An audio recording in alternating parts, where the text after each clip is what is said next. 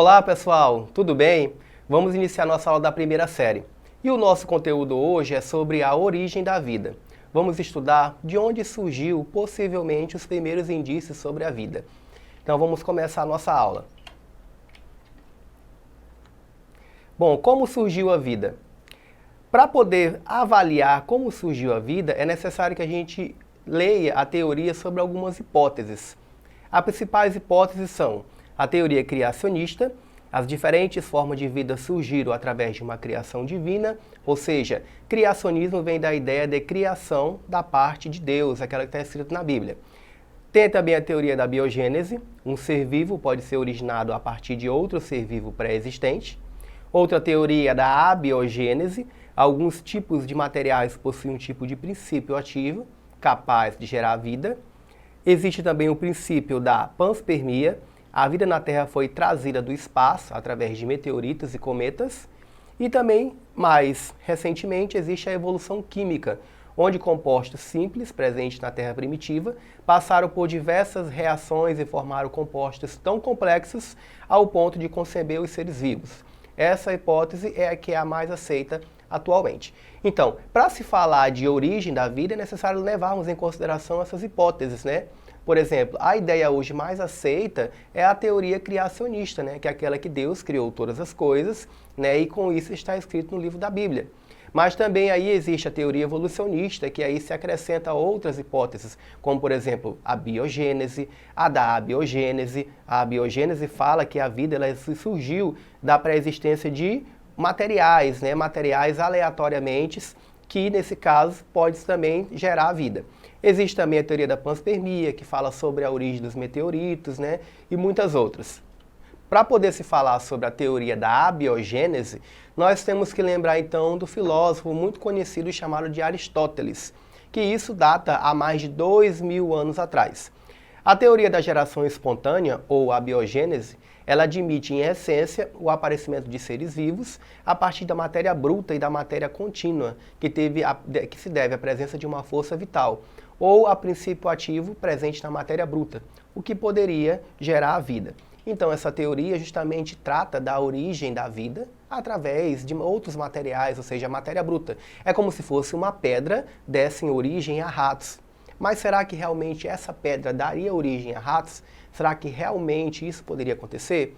Para poder elaborar essa hipótese, então é necessário ter alguma teoria, né, que de fato comprove isso. Mas como às vezes não é provado, então tem que surgir outras teorias para poder sintetizar como se dá essa forma de origem da vida. Para dar um exemplo melhor sobre a biogênese, que trata-se da matéria bruta gerando aí um ser vivo, vamos analisar esse exemplo aqui. Um exemplo clássico para explicar a geração espontânea era a realização de um experimento usado em uma camisa suja e grãos deixados em ambiente calmo, originando assim em alguns dias ratos. Essa teoria foi aceita por muitos milênios. Então, será que essa receita dá certo? Será que se deixarmos camisas sujas lá, será que com o tempo vai gerar ratos?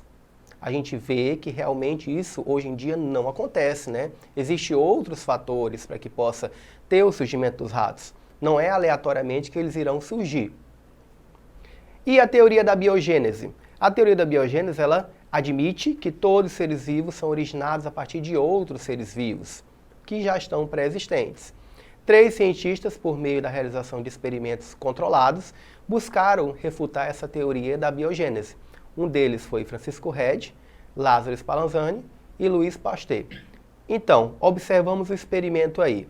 O que nós observamos? Foi colocado aí um pedaço de carne em um vasilhame e esse vasilhame ele está aberto. O que a gente pode observar? As moscas eles conseguem penetrar nessa carne e colocar os seus ovos. Então a gente pode observar que nesse caso a vida ela pode surgir de outro organismo pré-existente. No caso as moscas colocam seus ovos. Em outro vasilhame aí nós temos aí que ele está fechado, né? Está em um vidro fechado. Nesse caso as moscas elas não conseguem depositar seus ovos, né? Porque então existe aí essa tampa que prende essa entrada de ar. Já em outro modelo aí, nós temos aí um tecido que cobre esse vasilhame. O que nós podemos observar? Que as moscas elas conseguem colocar seus ovos, mas não diretamente em cima da carne, mas sim em cima desse tecido. então fazendo com que a vida ela se origine através de outra vida pré-existente. Ainda continuando, tem esse outro exemplo aí. Nós temos aí esse frasco, né, que chamamos aí de elemaia.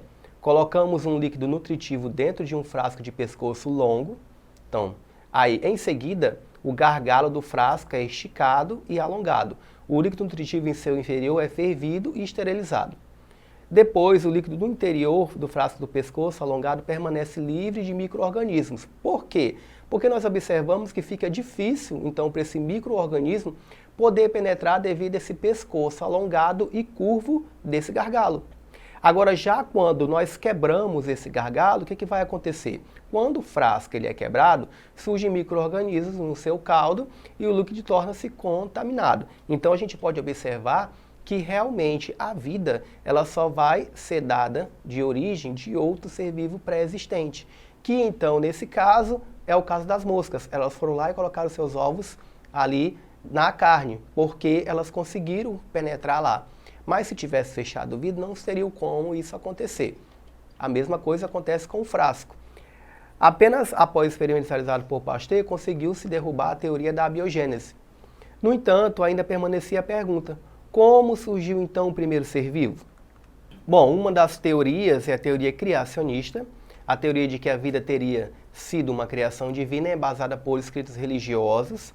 As principais religiões que difundem suas versões criacionistas para explicar a origem dos seres vivos na Terra são o cristianismo, o judaísmo e o islamismo. A Bíblia Sagrada, especificamente no livro de Gênesis, explica que o homem, assim como todas as outras coisas, foram criadas por Deus. Já na mitologia grega, o surgimento dos homens é atribuído aos titãs, moldados no barro, semelhantemente aos que se vê na narrativa bíblica.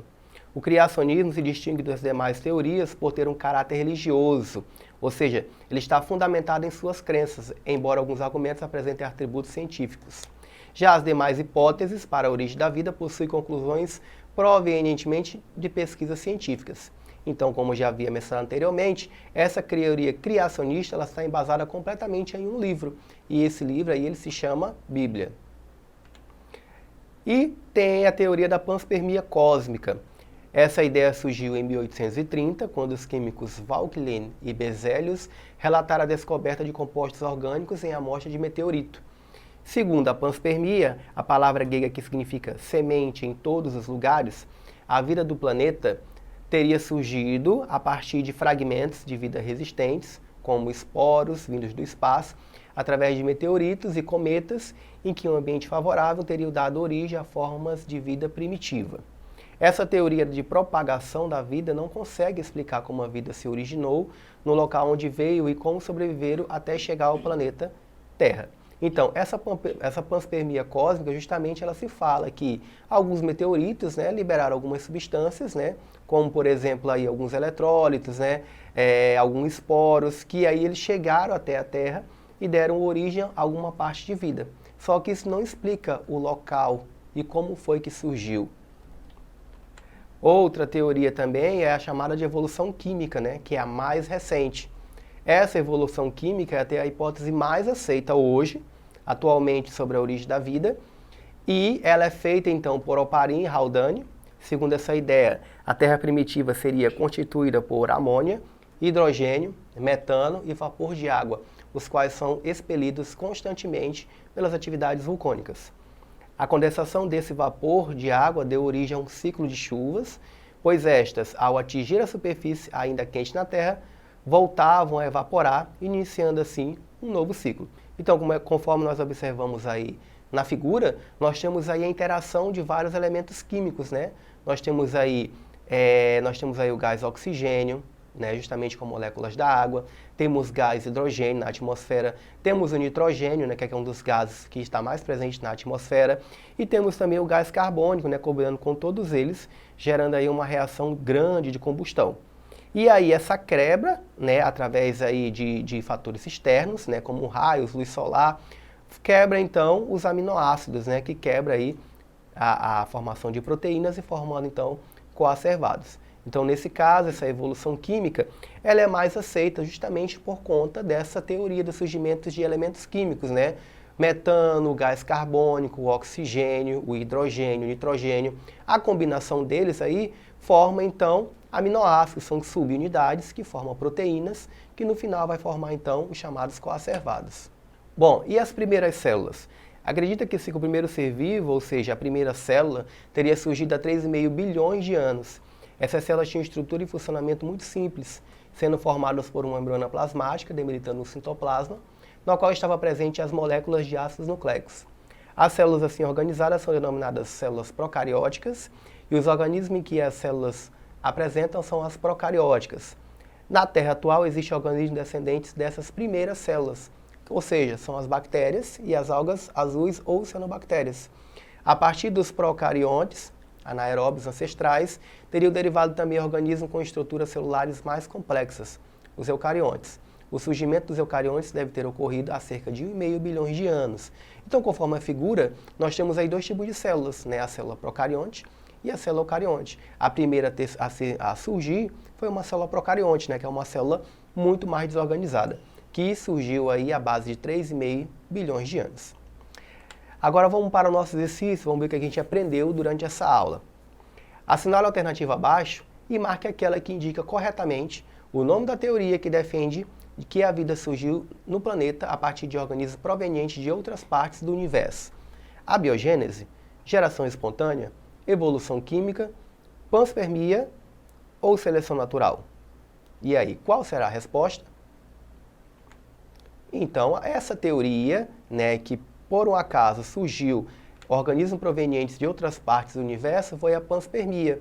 Ela é uma teoria que se baseia na ideia de que partículas fundamentais ao surgimento da vida chegaram a partir desse espaço. Bom, então nós chegamos ao final da nossa aula. Espero que vocês tenham gostado sobre esse assunto e espero encontrar vocês na nossa próxima aula. Para mais informações, acesse a plataforma Eduque. Muito obrigado!